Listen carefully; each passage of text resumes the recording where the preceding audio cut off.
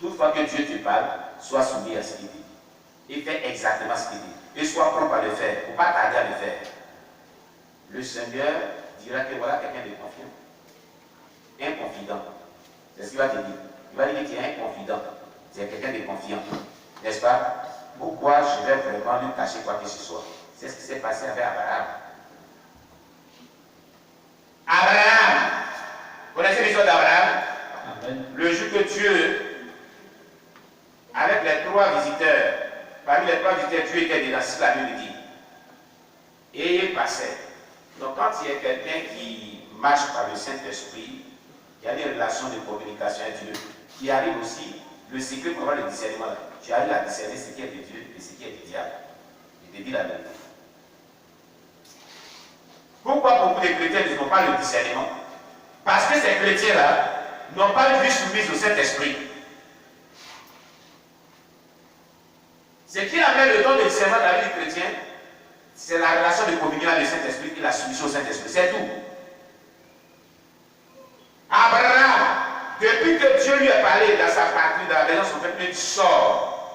Abraham a toujours marché. Jusqu'à ce temps-là, avant qu'il ne joue à l'incrédulité, il avait toujours obéi à ce que Dieu lui dit. Et un jour, il est assis. Il voit 3 personnages qui passent. Automatiquement, avec le discernement d'esprit, il savait que ces personnes ne sont pas des personnes ordinaires. Il court, se procède devant eux. Il dit, si vous avez trouvé grâce à mes yeux, ne sautez pas à ma maison. Rentrez chez moi et asseyez-vous. Je vais vous donner de quoi à manger. Je vais vous recevoir. Et puis, après quoi, vous allez continuer votre chemin. Mais, votre serviteur que je suis là, je veux que vous soyez un peu sous mon poids. Regardez ce qu'Abraham est en train de voir. Abraham est en train d'attirer la grâce sur sa vie. Des enfants de Dieu, des chrétiens, ils n'ont pas le discernement, ils n'attirent pas la grâce sur la vie. Quand tu es un enfant de Dieu, tu as une relation de communion avec le Saint-Esprit, tu sauras que un tel homme de Dieu est une grâce pour ta vie. Un tel visiteur est une grâce pour ta vie. Et tu vas bien le recevoir. Abraham a su ça. Il dit, ne sautez pas ma maison. S'il y a trouvé grâce à vos yeux, ce sont des propos, non? S'il y a trouvé grâce à vos yeux, rentrez sur mon toit.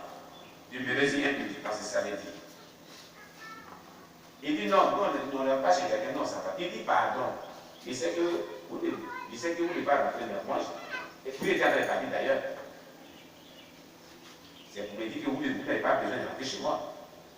Mais si ici, venez vous voir là, rentrez chez moi. Hein? Venez, venez. Et quand tu es un homme, tu as une relation que tu connais vraiment les lois spirituelles du Saint-Esprit, tu peux amener Dieu à accepter ce que tu demandes qu'il ne peut pas te donner. Dieu ne voulait pas lui accorder cette opportunité. Quand on lit bien le texte, ils disent qu'on n'y rentre pas, on s'en va. Abraham a insisté. Dieu n'était pas prêt à rentrer dans sa maison. La grâce de Dieu n'était pas pour visiter sa maison.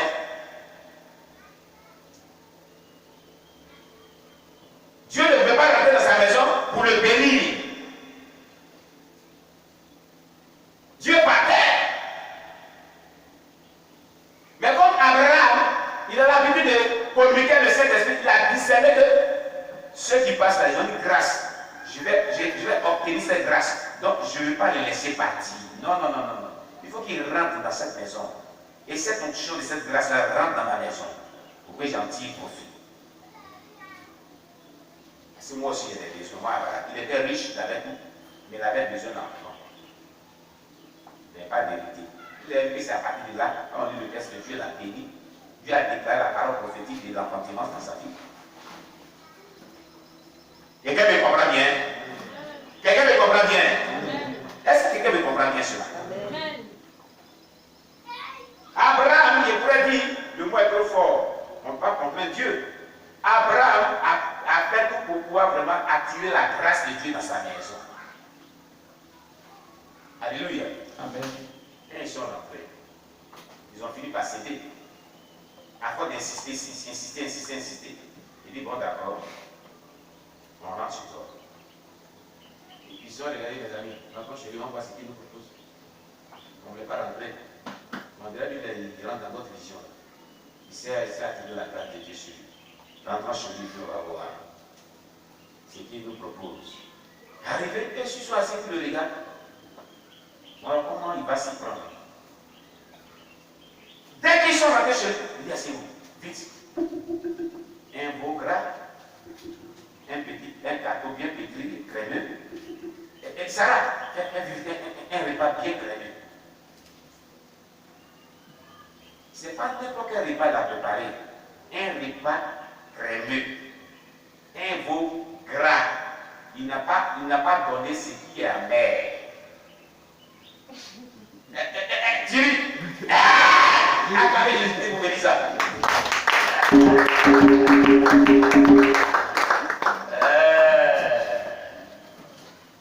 Il n'a pas donné de nous dire amer. Ce qui est crémeux à sa mère, c'est doux. Quand il mange, il est content. Ce qui peut amener la joie sur le cœur de ses visiteurs. Ils ne sont pas n'importe quel visiteur parce qu'il a discerné cela. Ce qui peut les amener à être heureux pour déclarer une bénédiction sur elle. Tu sais.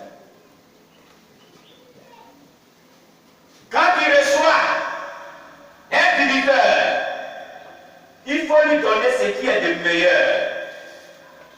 Il va l'amener à être tellement content afin qu'il bénisse ta maison avant de partir.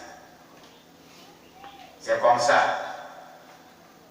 Mais il y a les gens, quand ils les visitent là, vous voulez qu'il va te donner pour boire même là. Tu veux des choses, c'est l'eau, on te donne. Il dit, bon, qui est là-bas.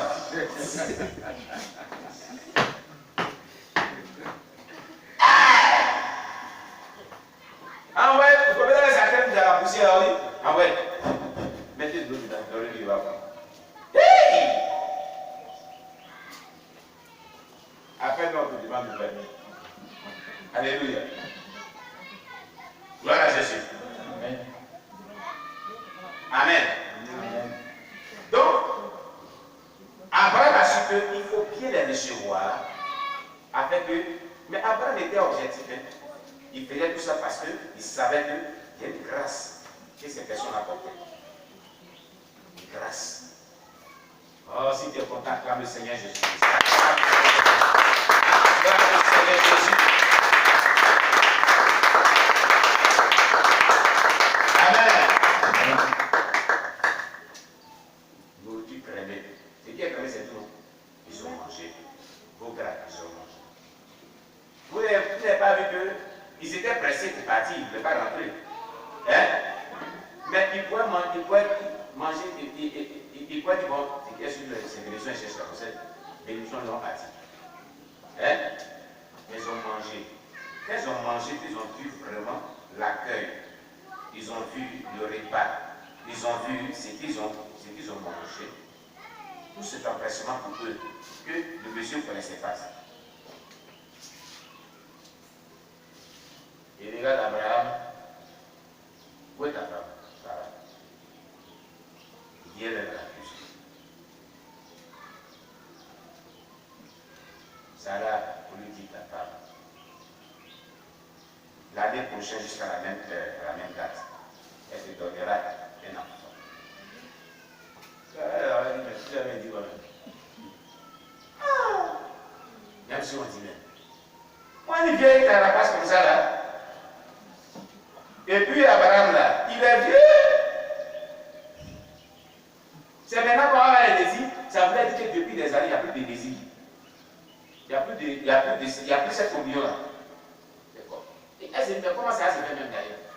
On est d'accord, grand frère, petite soeur. C'est maintenant on vit comme ça. Est-ce qu'elle voulait dire? Il n'y a plus cette histoire entre eux. Ça a venu comment?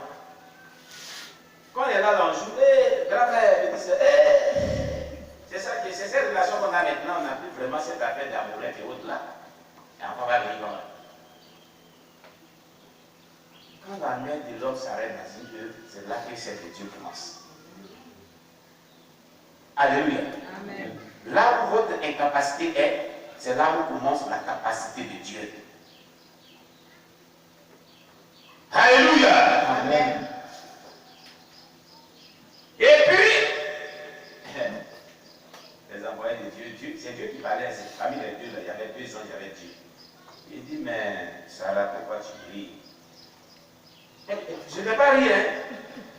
Je n'ai pas lu. Il dit, mais bien sûr, tu as lu. Il a dit ce qui est impossible à Dieu. Là, c'est quelque chose qui soit impossible à Dieu. À ce niveau-là, Abraham devait dire, je n'en fais pas ce que les autres ont dit. Voilà. Voilà pourquoi je dis quelque chose. Voilà, il a confirmé. Il a dit quelque chose qui soit impossible à Dieu. Donc, ceux-là, ils étaient de Dieu, ils allaient dépasser ma maison. Je suis béni alors. Parce que jusque-là, ils n'avaient pas dit qu'ils étaient de Dieu. Mais cette phrase a amené Abraham à dire, mais j'ai eu raison de dire, nous allons rentrer chez moi. Mais Sarah là, il a dit, mais tiens, mon mari a un discernement poussé. Il envoie la bénédiction chez nous.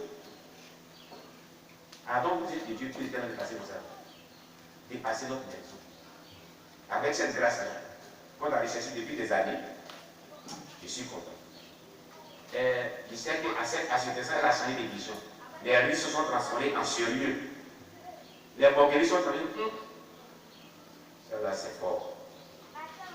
Alléluia! Amen. Vous voyez, on revient à notre verset. Pourquoi Abraham, maintenant quand ils ont fini de manger, ils vont partir. Ils s'en vont maintenant à Sodome et Gomorrhe. Après, ils ont déclaré ses paroles de bénédiction. Ils disent quoi, Abraham? Ils disent quoi? Ils s'entretiennent. Hein? Ils s'entretiennent. Ils ont fini de manger, on les a bien reçus, ils ont déclaré la bénédiction. Abraham attend d'abord. Mes amis, casser rouge à Abraham, c'est qu'on s'en fait à Sodome. Est-ce qu'on va cacher Abraham ce qu'on va arriver à Sodome? C'est pas juste. Abraham a mis depuis longtemps. Depuis la maison de son père, tout ce qu'on lui disait, il le faisait. C'est un ami intime, est-ce qu'on lui cache les secrets? Si on les cache, notre conscient va nous demander, on est faux envers lui. C'est ce que ça veut dire. Vous connaissez l'histoire, comment les partis ont dit, cachez les Abraham ce que je vais faire à Sodome. C'est pas ce qui est écrit dans la Bible. C'est pas ce qui est écrit. Amen. Si tu veux avoir des secrets, pourquoi dire cacher les Abraham ce que je vais faire à Sodome? Parce qu'Abraham a été son confident. Abraham a marché avec lui dans le secret. Tout ce qu'il a communiqué à Abraham dans le secret, la voix qu'il a entendu toujours, tout ce qu'il a donné comme indication à Abraham, Abraham a toujours obéi à cela. Mais pourquoi cette fois-ci, il ne va pas lui dire quelque chose? Tu ne comprends pas cela? Tu ne comprends pas encore? Je vais t'expliquer une chose. Un ami intime, on lui cache quelque chose. Hein? Non. On lui cache les secrets? Non. Ce qui veut dire qu'Abraham, depuis que Dieu lui a parlé, avait développé une relation de communication, d'intimité avec l'Éternel. Donc l'Éternel lui avait déjà toujours dit des choses. Depuis sa marche avec lui, alors il sait, il pas que Dieu se culpabilise. Sinon, si c'était un humain, il est là se culpabiliser. Et si il lui dit pas cette fois-ci-là, il va dire, c'est pas ça qui est entre toi et moi. On ne se cache pas les secrets. Pourquoi tu m'as caché ceci? Vous ne voyez pas ça? Vous ne comprenez pas? Comprenez mon langage. Amen. Tu as toujours dévoilé les secrets, et moi aussi j'ai toujours dévoilé les secrets. On a établi une relation d'intimité entre nous deux. Et puis aujourd'hui, tu vas faire quelque chose de secret, et tu vas me cacher. C'est juste devant Dieu. Dieu est un Dieu de justice. Il dit, cachez-les à Abraham ce que je vais faire sur Sodome et Gomorrhe. Non. Il faut que je l'informe. Comme je lui ai toujours informé. C'est un secret, non? Veux-tu que Dieu te dévoile les révélations, les secrets de la vie des gens, dans ta propre vie, ce qui est caché?